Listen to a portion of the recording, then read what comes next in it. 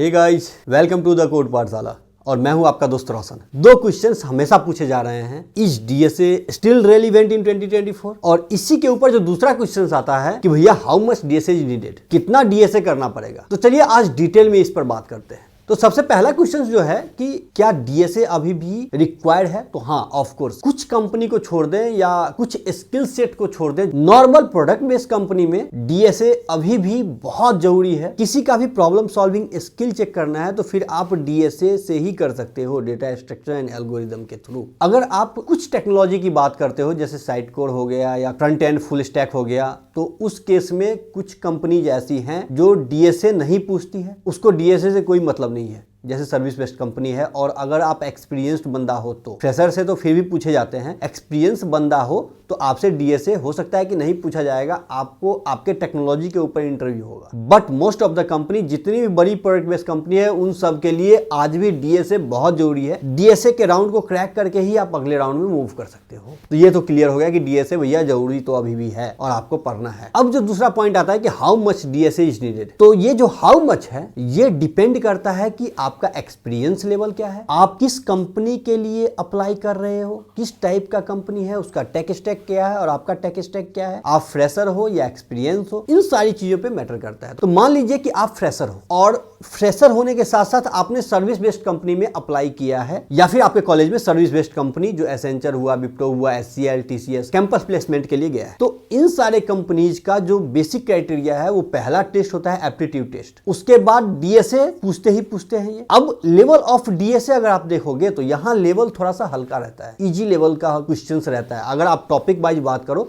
कि कौन कौन से टॉपिक को ये टच करते हैं, तो ये बेसिक टॉपिक जैसे array, string, link list, stack, queue, इन सारे टॉपिक को टच करते हैं। तो जो बेसिक डेटा स्ट्रक्चर है वो आपको आना चाहिए इस कंपनी के लिए। अब बात करते हैं कि भैया हम फ्रेशर हैं और हमें प्रोडक्ट बेस्ड कंपनी में जाना है। तो प्रोडक्ट बेस्ड कंपनी में जाने के लिए तो भैया आपको डीएसए करना ही करना पड़ेगा। आपको लीड कोड या हैकर रैंक या किसी भी ऑनलाइन प्लेटफॉर्म पर प्रॉब्लम सॉल्विंग स्किल्स डेवलप करना पड़ेगा। आपको कोडिंग क्वेश्चन सॉल्व करने पड़ेंगे उस प्लेटफॉर्म पर जाकर के। अब आपका क्वेश्चन ये हो सकता है कि भैया प्रोडक्ट बेस्ड कंपनी में कौन कौन से टॉपिक को टच करता है। तो जो बेसिक डेटा स्ट्रक्चर है वो तो करता ही करता है, बट उसके ऊपर भी ये एडवांस डेटा स्ट्रक्चर और एल्गोरिदम के ऊपर क्वेश्चंस जरूर करता है। एडवांस डेटा स्ट्रक्चर जैसे tree, graph, hashing, sorting, searching like binary search. अगर आप एल्गोरिदम की बात करो तो डिवाइड एंड कॉन्क्योर एल्गोरिदम, फिर dynamic programming, greedy algorithm, backtracking, recursion, bit manipulation. कभी कभी ये एडवांस में अगर आपको टच करता है तो बीट मैनिपुलेशन से क्वेश्चंस जरूर आपसे करेगा। अगर उससे भी एडवांस में अगर आप जाओगे तो ग्राफ का जो एल्गोरिदम है, डीएफएस, बीएफएस, डिजकास्ट्रा और प्रिज्म, ये सारा एल्गोरिदम वो जरूर पूछेगा आपसे। तो प्रोडक्ट बेस्ड कंपनी का कोई ऐसा लिमिटेशन नहीं है कि आपको सिर्फ एरे से ही आएगा और स्ट्रिंग से ही आएगा। आपको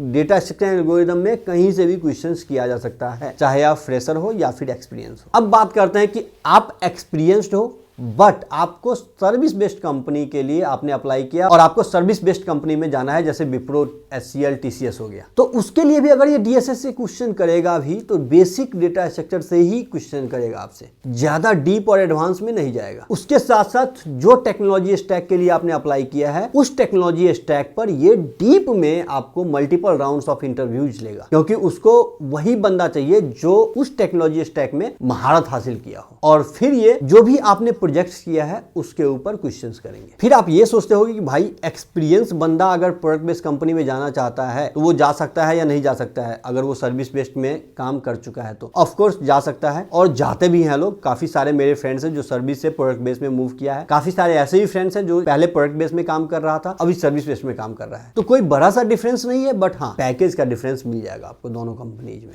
तो अगर हम एक्सपीरियंस लेवल पर प्रोडक्ट बेस्ड कंपनी के इंटरव्यू की बात करें तो जो फ्रेशर लेवल पर डेटा स्ट्रक्चर एंड एल्गोरिदम से क्वेश्चंस किए जाते थे वो सारा क्वेश्चंस तो आपसे प्रोडक्ट बेस्ड कंपनी में एक्सपीरियंस लेवल पर भी किया जाएगा। उसके साथ साथ कुछ एडवांस टॉपिक हैं जिसे आपको पढ़ना पड़ेगा, वो एडवांस टॉपिक को भी टच करेगा अगर आप एक्सपीरियंस लेवल पर इंटरव्यू देने जा रहे हो। तो ये एडवांस टॉपिक जैसे कि टोपोलॉजिकल सॉर्टिंग हुआ, रेड ब्लैक ट्री हुआ, B tree, segmentation tree, DP on trees हुआ, ये क्वेश्चंस आपसे किए जा सकते हैं। उसके साथ साथ इनका इसका 1 या 2 डेडिकेटेड राउंड होता है सिस्टम डिजाइन के ऊपर, और सिस्टम डिजाइन में HLD और LLD दोनों राउंड होगा आपसे, हाई लेवल सिस्टम डिजाइन और लो लेवल सिस्टम डिजाइन। तो ये डिपेंड करता है कि भैया आपको सैलरी कितना पाना है। जितना सैलरी आपको पाना है उतना ज्यादा डेटा स्ट्रक्चर और एल्गोरिथम आप पढ़ लो, आपके लिए अच्छा होगा। So now in short, how much DSA, it all depends on which company you are targeting for and how much salary you want to get after cracking those interviews. If you are targeting for the product based company like Google, Microsoft, Amazon, you need advanced level data structure. If you are targeting for